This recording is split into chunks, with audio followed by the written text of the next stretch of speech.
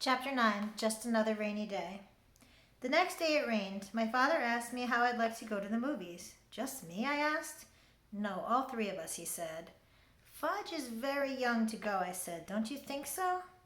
Maybe, but I can't think of anything else to do with him, and that will take up a few hours.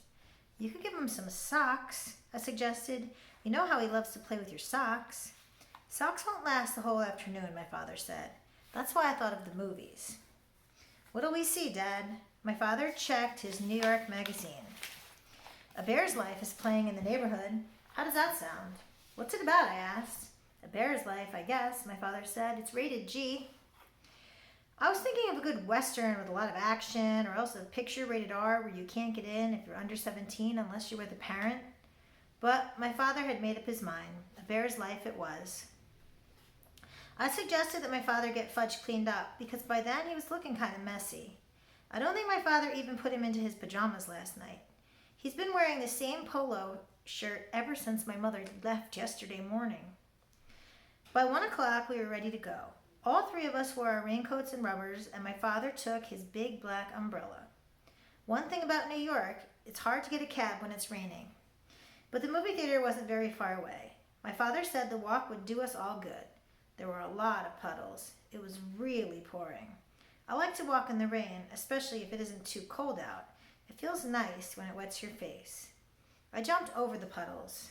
My father avoided them too, but not Fudge. He jumped right into every one and splashed around like a little duck. By the time we got to the movie theater, the bottoms of his pants were soaked. My father took him into the men's room. He stuffed a bunch of paper towels up each pant leg so Fudge wouldn't have to sit around wet.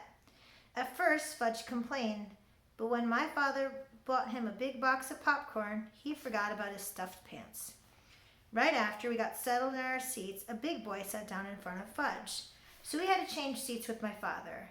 Now he was on the aisle, I was in the middle, and my father was on the other side. When the lights dimmed, Fudge said, "Ooh, dark."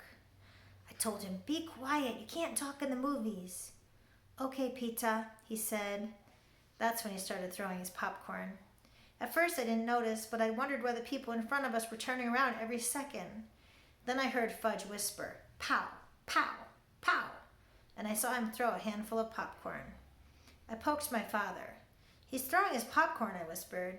My father reached across me and tapped Fudge on the leg. "If you throw one more piece, I'm going to take it away from you."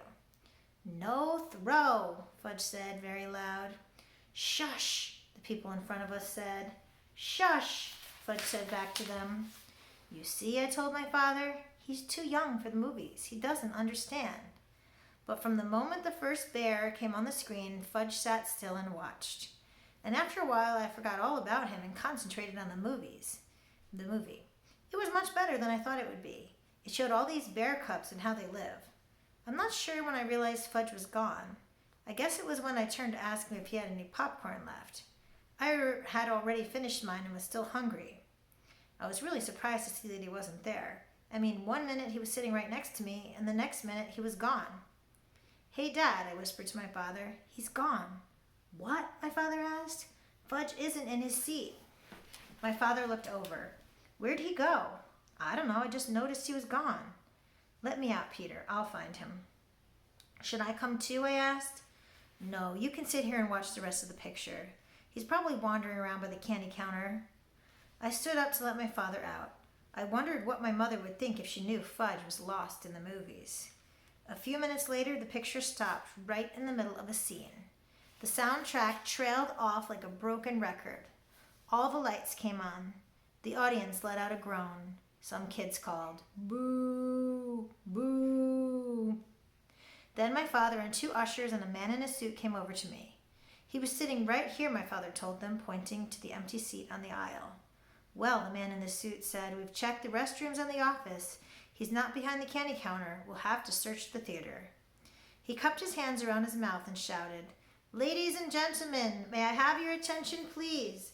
We'll continue with our film in one moment, but first we have to find a 3-year-old boy answering to the name of Fudge." Some people laughed when the man said his name. I guess Fudge does sound funny if you're not used to it. I thought, Maybe he's been kidnapped. Would my mother be mad? That crazy kid, you can't even take him to the movies. Then I thought, who'd want to kidnap him anyway? What should I do, Dad? Why don't you walk up and down the aisle and call him, Peter? Okay, I said. Here, Fudge, I called, starting down my aisle. I sounded like I was calling a dog. Come out, Fudge. When I got down to the first row and called, Here, Fudge, he popped out at me. He scared me so bad I yelled. Hi, Pita, he said. Hey, I found him, I called. I found him, here he is. Then I turned to my brother. You dope. What are you doing way down here, and why are you sitting on the floor? Wanted to touch the bears, Fudge said, but bears are all gone. He spread out his arms and said, all gone again. My father and the ushers and the man in the suit ran to us. Fudge, my father said, scooping him up. Are you all right? He wanted to pet the bears, I said. Can you beat that? Well, I guess we can continue the picture now, the man in the yellow suit said. He cupped his hands around his mouth again. Thank you, ladies and gentlemen. Our young man has been found safe and sound. We now return to the conclusion of A Bear's Life. My father carried Fudge back to our seats. He held him on his lap for the rest of the show. I guess he wasn't taking any more chances. Later, when we got home, my father explained to Fudge that the movies are like TV. It's just pictures. There's nothing to watch. Fudge listened, but I don't know whether he believed my father. I had the feeling he still thought those bears were in the theater somewhere. I made up my mind that I would never take my little brother to the movies. Never. At least not until he was 9 or 10. My father said he was going to cook us something special for dinner to celebrate finding Fudge in the movies. I thought that was really strange because as far as I know, my father can't cook anything. He doesn't even know where my mother keeps the peanut butter, the dishes, or the pots and pans. Lucky for him, I was there to show him. What are you going to cook, Dad? A super duper omelet, he said. Omelet?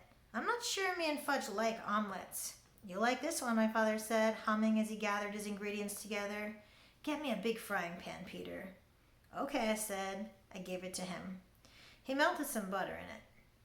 What's going in the super duper omelet? I asked while Fudge sat on the floor banging 2 pot covers together.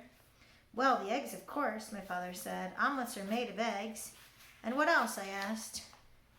Oh, I think I'll make a mushroom omelet. Eggs and mushrooms? I said. Yes, you'll love it. I'm not so sure. You'll see, Peter, my father said. I set up the table while my father cooked. I even put Fudge in his booster seat. When the omelet was done, my father brought it to us. He was still humming. That's some big omelet, I said when I saw it. It filled up the whole frying pan. How many eggs did you use? About a dozen, my father said. Mom only cooks 1 at a time, I told him. When you taste this, you'll know why I used them all up. You mean it's that good? I asked. Go on, my father said as he served me. Taste it. I took a bite. It was awful. The worst thing I ever ate in my life. But my father was standing there grinning at me. I didn't want to hurt his feelings. Well, he said. It's nice, I told him, following a chunk hole.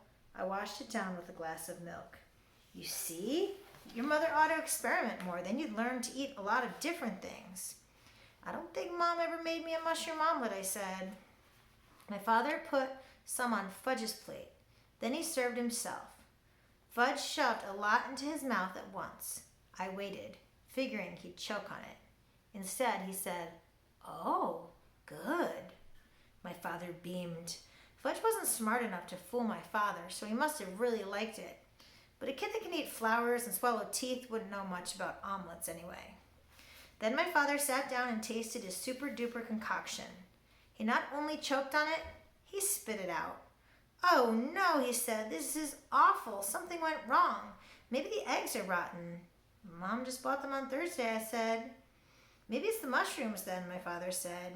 Maybe it's how you cooked it, I suggested. My father jumped up from the table and threw the mushroom omelet into the garbage. Fudge started to cry. Want more, more. No, my father told him. It wasn't any good. Fudge screamed, Eat it or wear it! Eat it or wear it! He flung his spoon across the room. It hit my mother's favorite plant. The dirt spilled all over the floor. Now you stop that, my father yelled at Fudge. I'm going to make us nice peanut butter sandwiches. Then you're going to have a bath. Your mommy's coming home tomorrow and we're going to show her how well Daddy managed all by himself. Peter, where does your mother hide the peanut butter? After supper, my father bathed Fudge. The only thing he decided not to do were the dishes. He stacked them in the sink and left them for my mother. On Sunday afternoon, we drove to the airport to meet my mother's plane. On the way there, my father said, wouldn't it be fun if we kept all the things we did over the weekend a secret, just between the three of us? Kind of a man's secret. I agreed not to say a word, and my mother was so glad to see us that she didn't even mention the dirty dishes in the sink. 6 weeks later, we were sitting watching TV one night when the new ToddleBite commercial came on. That's me, Fudge said. My mother looked up from the book she was reading. He does look like you, Fudge, but that's not really you. Oh, yes, Fudge said. That's me, see? My mother squinted and looked harder. You know, Warren, she told my father, he really does look like Fudge. Then she laughed. Imagine another little boy like Fudgy. It's Fudge all right, I said. It's Fudge all right, my brother repeated. We didn't tell you, dear, my father said. We thought you'd like to be surprised, but that is Fudge. What? My mother said, like she couldn't believe it. You see, Mom, I began, remember that weekend you went to visit Aunt Linda? Then I stopped and thought about all the things my mother didn't know, like the puddles Fudge splashed in and the paper towels up his pants and how he wanted to touch the bears and the mushroom omelet and Mr. Vincent and his big cigar and Janet and her goldfish crackers. And then I looked at my father and I started to laugh. So did he. All right, for this chapter, just write whatever you're thinking in the comments. Next is going to be chapter 10, the last chapter.